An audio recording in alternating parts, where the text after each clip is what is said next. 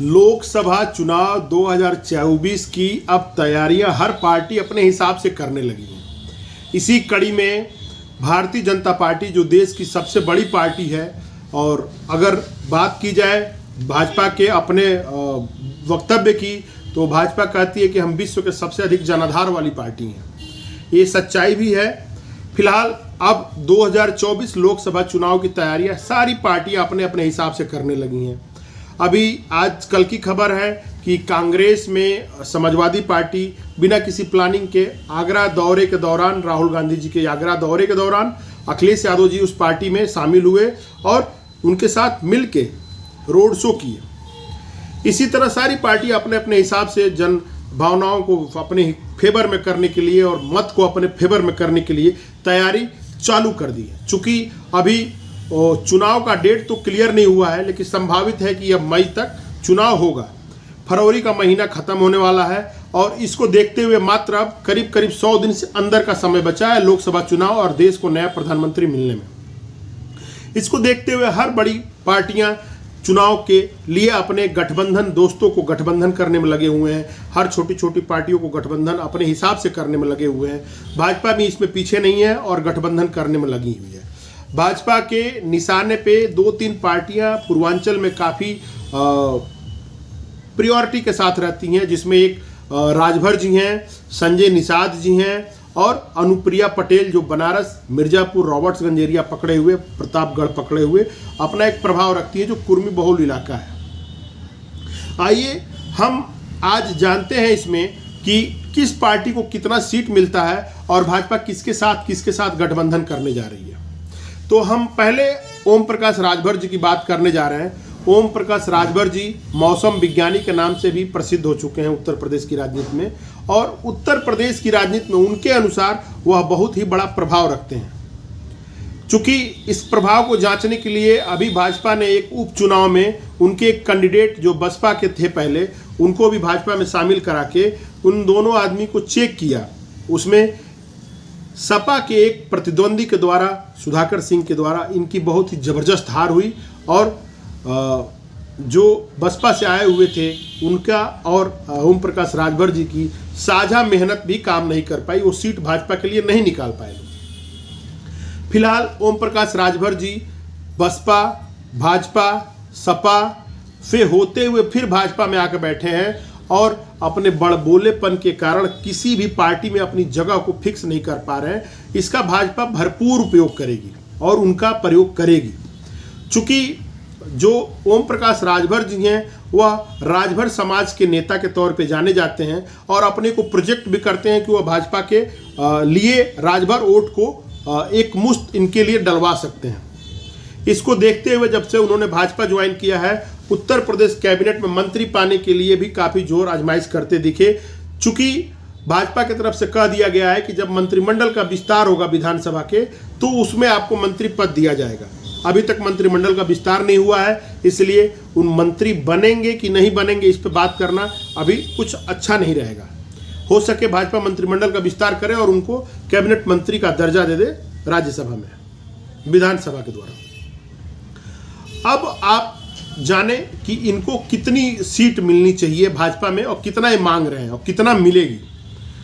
भाजपा से ये 3 सीट उत्तर प्रदेश में मांग रहे हैं और 2 सीट बिहार में मांग रहे हैं, यानी कुल 5 सीट ये मांग रहे हैं लोकसभा चुनाव के लिए। और पूरे भारत में जहां भी राजभर समाज के वोट हैं उसको ये भाजपा के लिए मोबिलाइज करने के लिए बोल रहे हैं।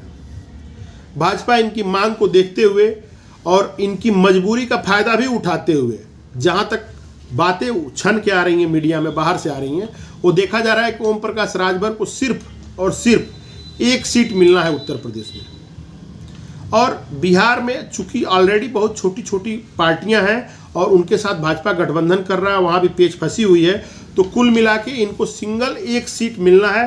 वो सीट मिलेगी गाजीपुर या घोसी का। इन दोनों सीटों पे भाजपा की नाक लगी हुई है और भाजपा जानती है कि दोनों सीटों को निकालना मुश्किल है और ओम प्रकाश राजभर यहाँ पे अगर सक्षम है तो ये सीट निकाल के भाजपा की झोली में डालें। तो यह क्लियर है, यह कन्फर्म है एक तरह से कि ओम प्रकाश राजभर को सिंगल सीट मिलनी है, वो मिलेगी घोसी या मिलेगी गाजीपुर। चूंकि यह दलित पिछड़ों की राजनीति करते आए हैं और बोलते आए हैं कि हम इनके आरक्षण के लिए लड़ रहे हैं, इनके आरक्षण की मांग कर रहे हैं, पीडीए का भी समर्थन कर रहे थे।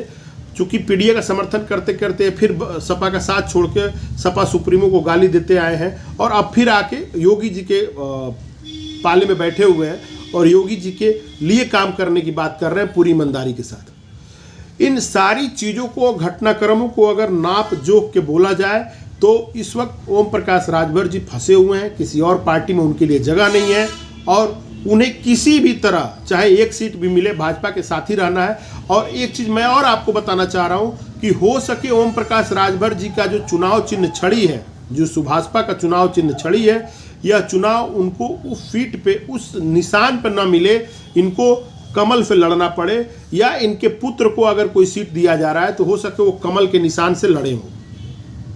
अब दूसरे नंबर पे जो है वह निषाद पार्टी के संस्थापक हैं संजय निषाद जी, जो पेशे से होम्योपैथिक डॉक्टर हैं और 2014 से ही भाजपा के साथ गठबंधन में जुड़े हुए हैं और काफ़ी इनकी स्थापित एक राजनीति रही है, पिछड़ों की राजनीति करते आए हुए हैं और समय समय पे भाजपा के लिए पिछड़ों की वकालत करते दिखे और उसको डिफेंड करते भी नजर आए हैं। अगर भाजपा के लिए कोई मुश्किल खड़ी हुई है चुनाव को लेके, चुनाव के दौरान आरक्षण को लेके, तो उसको डिफेंड करते भी नजर आए हैं। चूंकि इनका वजूद तब उभर के सामने आया जब 2019 के चुनाव के बाद विधानसभा का एक उप सीट का चुनाव हुआ गोरखपुर में, जिसमें योगी जी का जो गढ़ माना जाता है गोरखपुर में, उनके द्वारा समर्थित कैंडिडेट उपेंद्र दत्त शुक्ल जी जो थे उनको उठाया गया और सपा से समर्थित होने के कारण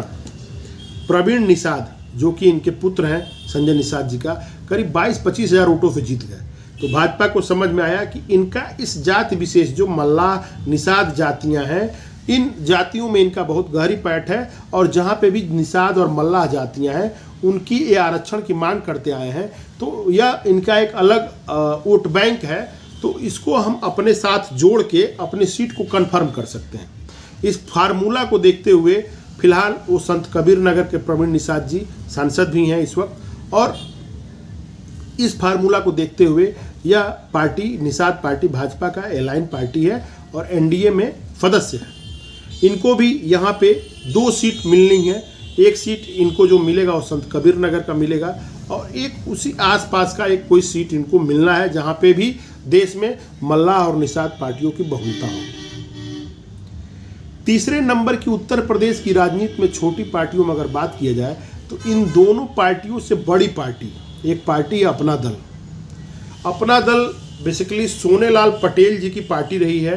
उन्होंने पूरी जिंदगी पटेल कुर्मी बिरादरी के लिए राजनीति करते करते अपनी पूरी जिंदगी लगा दिया और अपना दल को खड़ा किया।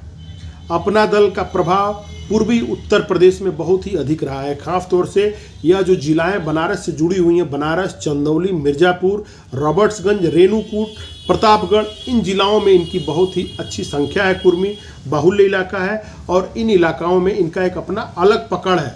भाजपा को ये पता है, कन्फर्म पता है कि जो उन्होंने 2019 में 2014 में जो सीटों उन्होंने अनुप्रिया पटेल, जो कि सोनेलाल पटेल की पुत्री हैं और अभी पार्टी की अध्यक्ष हैं, उनको जो सीटें दी गई थी उन्होंने उन दोनों सीटों को बहुत ही अच्छे तरीके से भाजपा के झोली में डाल दिया। इसको देखते हुए उनको फिर 2 सीटें इस लोकसभा चुनाव में मिलेगी। एक तो मिर्ज़ापुर होगा और एक सीट जो हो सकती है वो रॉबर्ट्सगंज फिर हो सकती है। अब यह जो लोकसभा चुनाव की तैयारी चल रही है, इसमें जो भाजपा के लिए पूर्वांचल में 3 जो पार्टियां हैं जो चुनाव में अपना एक प्रभाव रखती हैं, उनके साथ अलायंस हो चुका है और उनकी सीटें भी कंफर्म हो चुकी हैं। हम लोगों के पास मीडिया में जैसे एक खबर आएगी, कंफर्म न्यूज़ यही रहेगा जो हम आप लोगों को आज बता रहे हैं। अब 2024 लोकसभा चुनाव की तैयारी जोरों पे है और हम लोग और देखते हैं कि और पार्टियां किस किस में जा रही हैं। अभी आज का एक न्यूज़ है कि बसपा पार्टी से काफ़ी सांसद टूट के अब भाजपा में आ रहे हैं, तो हो सके कुछ सीटें इधर उधर हों, क्योंकि जो बाहर से लोग इम्पोर्टेड आते हैं उनके लिए भी सीटें देनी पड़ती हैं, बनानी पड़ती हैं। तो हम देख रहे हैं कि जो अभी तक जो न्यूज खपछन के आई है उसमें ये कहा जा रहा है कि जो पुराने सांसद है जिनका अपना ट्रैक रिकॉर्ड है 2 बार से या 2014 से लगातार सांसद हैं, उनकी सीटें नहीं काटी जा रही हैं। लेकिन कुछ ऐसी सीटें हैं जहां पे दगदग है लेके कि ये सीट हम हार सकते हैं, उन सीटों को काट के और दूसरे प्रतिद्वंदी पार्टी से अगर कोई बड़ा नेता जुड़ता है तो उसको वो सीटें हैंड ओवर की जा रही हैं। इसी के साथ मेरा आज का 2024 से रिलेटेड, चुनाव से रिलेटेड एक बुलेटिन आज समाप्त हो रहा है। आप सभी लोगों को मेरा प्रणाम, नमस्कार, प्रणाम।